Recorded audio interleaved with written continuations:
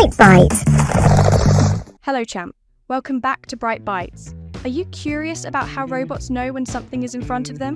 You're at the right place. Time to meet the IR sensor, the ninja tech that helps robots see without eyes. An IR sensor works by sending out a tiny invisible beam and then listening for the echo, like a robot saying, "Hello, wall, are you there?" And when the beam bounces back, it knows, "Yep, something's in front of me." So, who invented this cool tool? It all started in 1800 when a clever scientist named Sir William Herschel found invisible light, infrared.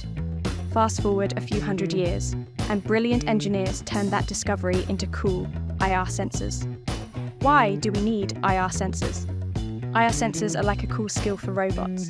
It helps to avoid crashing into things, follow lines on the ground like a pro, detect if someone walks by, even jump around obstacles like they're in a video game. Yup, robots with IR sensors are basically high-tech ninjas. Where are IR sensors used? IR sensors are used in almost all robots. Some of them are line-following robots, motion detection bots, sorting and counting robots, interactive robots and toys. IR sensors are also used in our daily lives.